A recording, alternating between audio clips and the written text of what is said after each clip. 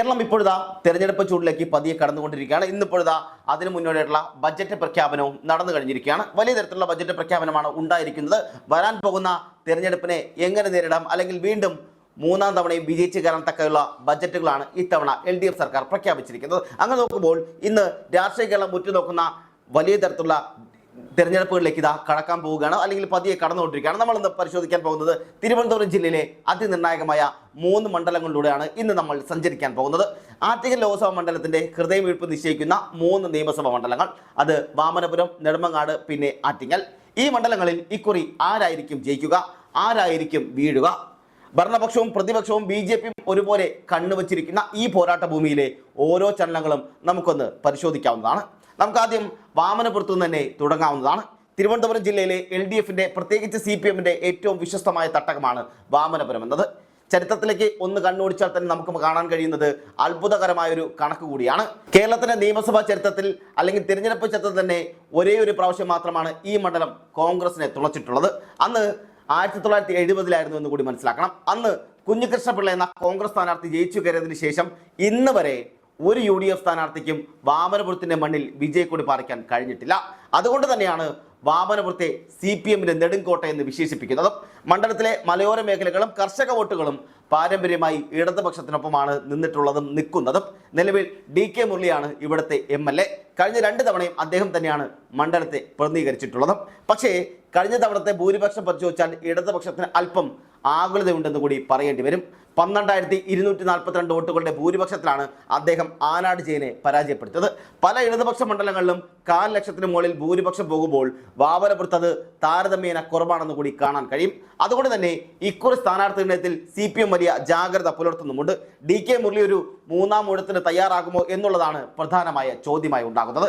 Party 2 നിബന്ധന കർശനമായി നടപ്പിലാക്കുകയാണെങ്കിൽ പുതിയൊരു മുഖം വരികയും ചെയ്യും. അവിടെയാണ് DYFയുടെ ദേശീയ മുഖമായ A റഹീമിന്റെ പേര് ഉയർന്നു വരുന്നത്. നിലവിൽ രാജ്യസഭാംഗമായ റഹീമിനെ ഇക്കുറി നിയമസഭയിലേക്ക് കൊണ്ടുവരാൻ CPM ആലോചിക്കുന്നുണ്ടെങ്കിൽ അതിന് ഏറ്റവും അനുയോജ്യമായ മണ്ഡലം വാമനപുരമാണെന്ന് പാർട്ടിക്കുള്ളിലെ നിരീക്ഷകർ തന്നെ കരുതുന്നുമുണ്ട്. യുവ വോട്ടർമാരെ സ്വാധീനിക്കാനും അതുപോലെ തന്നെ മണ്ഡലത്തിൽ കൂടുതൽ കരുത്ത് പകരാനും റഹീമിന് കഴിയുമെന്നാണ് വിലയിരുത്തപ്പെടുന്നത്. എന്നാൽ കോൺഗ്രസ് ഇക്കുറി വാമനപുരത്തൊരു മരണക്കളിയാണ് കളിക്കാൻ പോകുന്നത്, അല്ലെങ്കിൽ തയ്യാറെടുക്കുന്നത്. കഴിഞ്ഞ കുറേ തെരഞ്ഞെടുപ്പുകളായി 5,000-നും 10,000-നും ഇടയിലുള്ള വോട്ടുകൾക്കാണ് അവർ അവിടെ പരാജയപ്പെട്ടുകൊണ്ടിരിക്കുന്നത്. അവിടെ വിഭാഗീയതകൾ മാറ്റിവെച്ച് ശരിയായ ഒരു സ്ഥാനാർത്ഥി നിർത്തിയാൽ ഈ കുത്തക തകർക്കാമെന്ന് UDF വിശ്വസിക്കുകയും ചെയ്യുന്നുണ്ട്. അവിടെയാണ് K ശബരിനാഥിന്റെ പേര് സജീവമായി ഉണ്ടാകുന്നത്. ശബരിനാഥിനെ പോലെ സഭ്യതയും അറിവും ജനകീയതയും ഒത്തുചേർന്ന ഒരു സ്ഥാനാർത്ഥി വന്നാൽ അവിടുത്തെ നിഷ്പക്ഷ വോട്ടുകൾ കൂടി UDFന്റെ പെട്ടിയിലാകും. അരുവിക്കരയിലെ പരിചയസമ്പത്തും ശബരിനാഥിന് തുണയാകുമെന്നാണ് കരുതുന്നത്. മറ്റൊരു പ്രധാന പേര് അഡ്വക്കേറ്റ് സുധീർ ഷാ പാലോടിൻ്റെതാണ്. യൂത്ത് കോൺഗ്രസ് മുൻ ജില്ലാ പ്രസിഡന്റ് കൂടിയായ സുധീർ ജില്ലാ പഞ്ചായത്ത് തിരഞ്ഞെടുപ്പിൽ കല്ലറ ഡിവിഷനിൽ നിന്നും 5,000-ലധികം വോട്ടുകൾക്ക് ജയിച്ച ആൾ കൂടിയാണ്. മണ്ഡലത്തിലെ ഓരോ മുക്കിലും മൂലയിലും അറിയപ്പെടുന്ന ലോക്കൽ ബോയ് ഇമേജാണ് അദ്ദേഹത്തിന് ഉള്ളതും. നമുക്കിടയിൽ അല്ലെങ്കിൽ നാട്ടുകാർക്കിടയിൽ സുധീറിന് വലിയ സ്വീകാര്യതയുമുണ്ട് എന്നത് തന്നെയാണ് കോൺഗ്രസ് ഗൗരവമായി കാണുന്നതും. മുതിർന്ന നേതാവായ രമണി P നായർക്കും അവിടെ സ്വാധീനമുണ്ട്. വനിതാ പ്രാതിനിധ്യം എന്ന നിലയിൽ രമണി P നായർക്ക് സീറ്റ് നൽകണമെന്ന വാദവും ശക്തമായി അവിടെ ഉണ്ടാകുന്നുണ്ട്. പക്ഷേ വിജയ സാധ്യതയ്ക്ക് മുൻതൂക്കം നൽകിയാൽ യുവതലമുറയിലേക്ക് സീറ്റ് പോകാനുള്ള സാധ്യതയെ നമുക്ക് തള്ളിക്കളയാൻ കഴിയില്ല. K മുരളീധരനെ വാമനപുരത്തേക്ക് മാറ്റുന്നതിനെ കുറിച്ചും ചില പ്രാദേശിക ചർച്ചകൾ നടക്കുന്നുണ്ടെന്നും പുറത്തു വരുന്ന വിവരങ്ങളിൽ പറയുന്നു.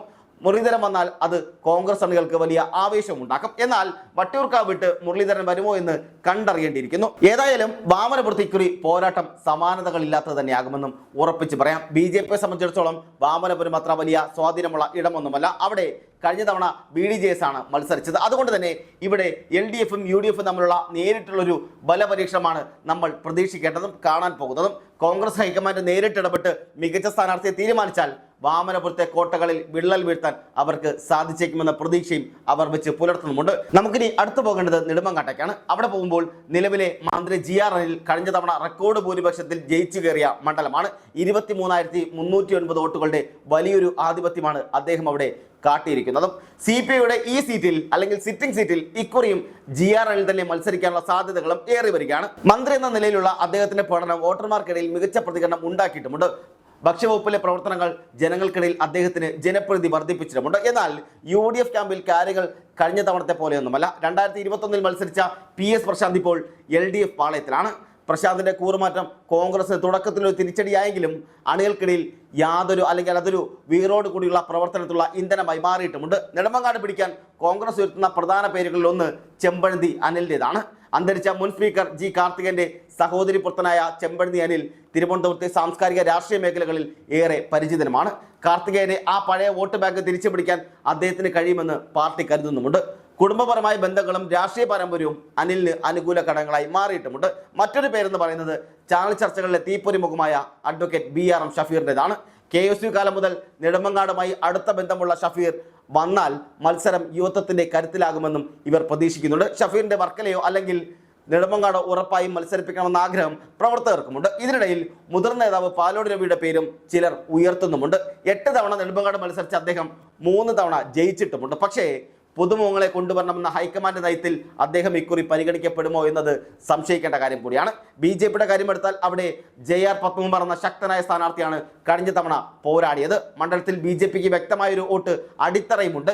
ഇക്കുറി JR പത്മകുമാർ തന്നെ വീണ്ടും വരുമ്പോൾ അവിടെയും ഒരു ത്രികോണ മത്സരത്തിനുള്ള സ്വഭാവം കൈവരുമോ എന്ന് നോക്കിക്കാണേണ്ടിയിരിക്കുന്നു. നെടുമങ്ങാട്ടെ റബ്ബർ കർഷകരുടെ പ്രശ്നങ്ങളും അതുപോലെ വിലക്കയറ്റവും ഇക്കുറി തെരഞ്ഞെടുപ്പിൽ വലിയ ചർച്ചയാകാനും പോകുന്നുണ്ട്.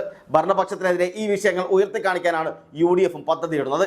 ഇനിയാണ് നമ്മൾ ഏറ്റവും പ്രധാനപ്പെട്ട ഇടമായ ആറ്റിങ്ങൽ നിയമസഭാ മണ്ഡലത്തിലേക്ക് എത്തുന്നത്.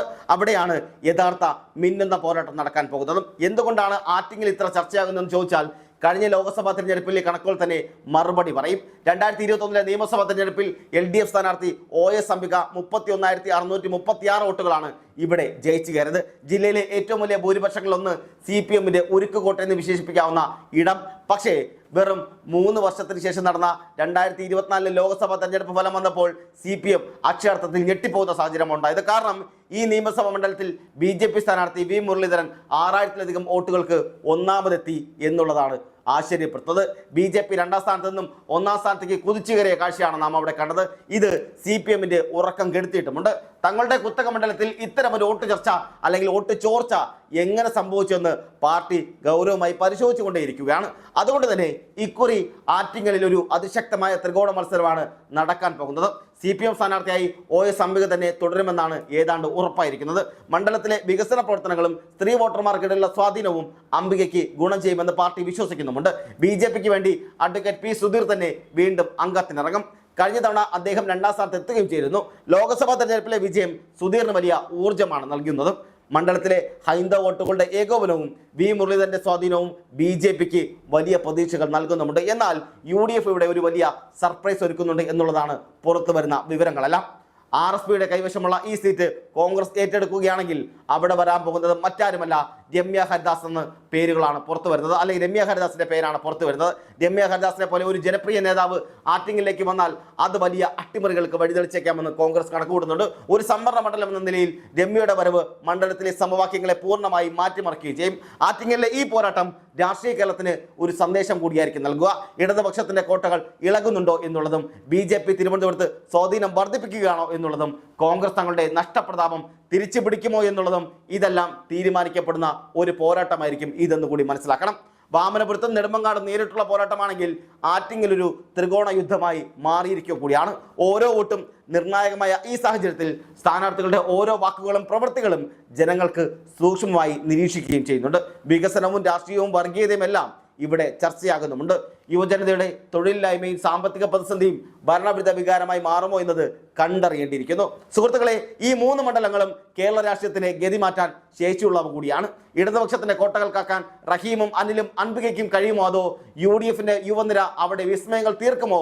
ഇനി BJP തങ്ങളുടെ കരുത്ത് തെളിയിക്കുമോ, അല്ലെങ്കിൽ തെളിയിച്ച് നിയമസഭയിലേക്ക് വാതിൽ തുറക്കുമോ എന്നുള്ളതും നോക്കിക്കാണേണ്ടിയിരിക്കുന്നു.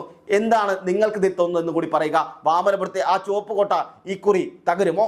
നെടുമങ്ങാട് GR അനിലിന്റെ തന്റെ ഭൂരിപക്ഷം നിലനിർത്താൻ കഴിയുമോ? ആറ്റിങ്ങലിലെ V മുരളീധരൻ ഉണ്ടാക്കിയ ആ വോളം നിയമസഭാ തെരഞ്ഞെടുപ്പിലും BJPക്ക് ഗുണം ചെയ്യുമോ? രമ്യ ഹരിദാസ് വന്നാൽ ആറ്റിങ്ങലിന്റെ ഫലം എങ്ങോട്ടായിരിക്കും പോകുക? നിങ്ങളുടെ ഓരോരുത്തരുടെ അഭിപ്രായങ്ങൾ താഴെ കമന്റ് ചെയ്യാവുന്നതാണ്. കമന്റായി തന്നെ രേഖപ്പെടുത്തുകയും വേണം. കൃത്യമായ കണക്കുകളും രാഷ്ട്രീയ സൂചനകളും വെച്ചുകൊണ്ടുള്ള ചർച്ചകൾ നമുക്ക് തുടർന്നു കൊണ്ടേയിരിക്കാം. ഓരോ വോട്ടും വിലപ്പെട്ടതാണ്. ഓരോ മണ്ഡലവും വ്യത്യസ്ത കഥകളാണ് പറയാനുള്ളത്. വീണ്ടും ഒരു കഥയുമായി നമുക്ക് വീണ്ടും കാണാം.